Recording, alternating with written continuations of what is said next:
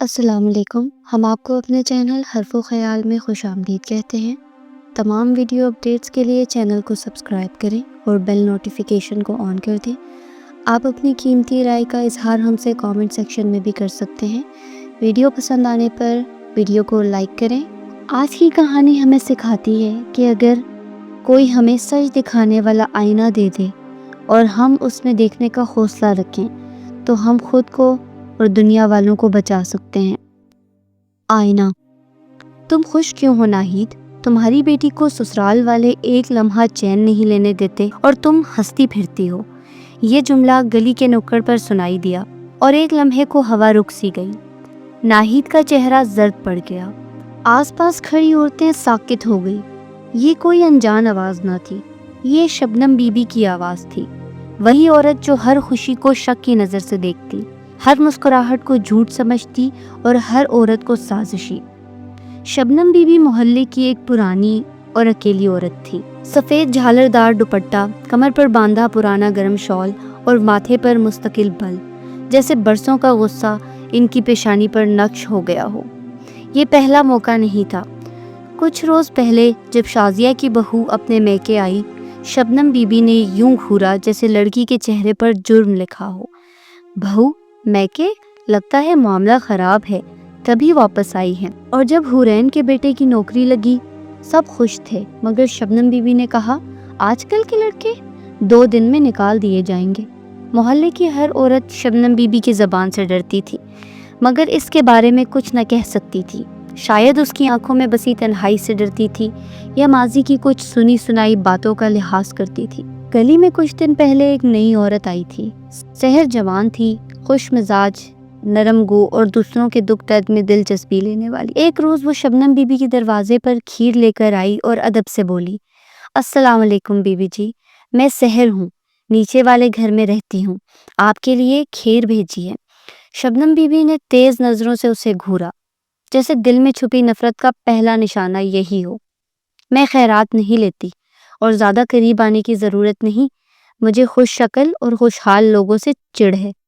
Sahar مسکرائی، be B G, کچھ لوگ چراغ کی طرح ہوتے ہیں، جلنے سے پہلے سب کو روشنی دیتے ہیں، مگر کچھ لوگ آئینہ ہوتے ہیں، بس سچ دکھاتے ہیں۔ آپ چاہیں تو میں آئینہ بن سکتی ہوں۔ شبنم بی بی چپ ہو گئی، جیسے ایک جملے نے دل میں دبی راکھ کو ہلا دیا ہو۔ یہ وہ وقت تھا جب شبنم بی بی زبیدہ ہوا کرتی تھی، نرم گو، باحیا اور وفادار بیوی۔ ان کا شوہر نعیم بینک میں کلرک تھا۔ شادی کے ابتدائی دنوں میں نعیم کی خاموشی کو زبیدہ نے سمجھا کہ شاید شرمیلا ہے، مگر وقت نے دکھایا کہ وہ محبت نہیں، بے نیازی تھی۔ شادی کے کئی سال گزر گئے، ماں بننے کا خواب خواب ہی رہا۔ شروع میں خاندان والے نرم جملے بولتے، اللہ وقت پر دے گا، پھر تانے تیز ہوتے گئے، بیٹا نہیں تو گھر نہیں، عورت ہو کچھ ثابت بھی تو کرو۔ زبیدہ کی ساس زہر گھولتی اور نعیم ہر بات پر اپنی بیوی کو ہی قصوروار ٹھہراتا۔ مجھے اولاد چاہیے، نسل چاہیے، تمہاری وجہ سے سب کچھ رک گیا ہے۔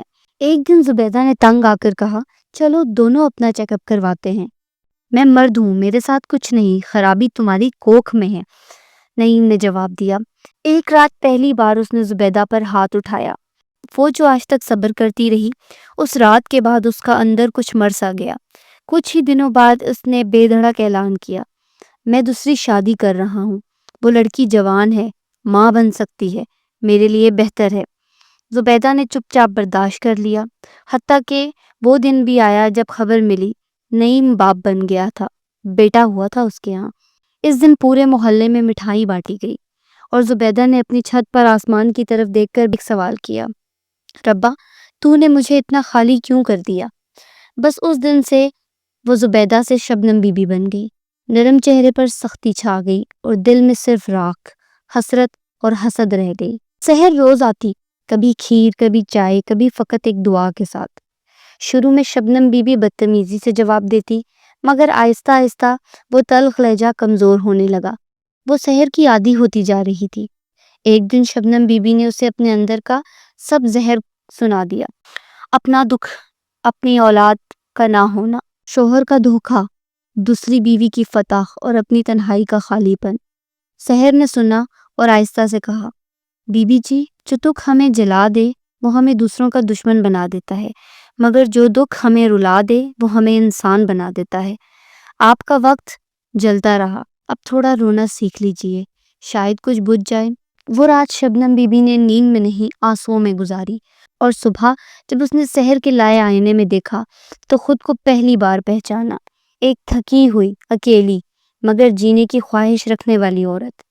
چند ہفتوں میں محلے کی گلیوں میں سرگوشیاں ہونے لگیں۔ بی بی جی نے بچوں کے لیے قرآن پڑھانے کا آغاز کر دیا تھا، عورتوں کو کڑھائی سکھا رہی تھی۔ اب وہ ہر خوشی پر دعا دیتی اور ہر دکھ میں کندھا بننے کی کوشش کرتی۔ کسی نے سحر سے پوچھا، تم نے یہ عورت کیسے بدل ڈالی؟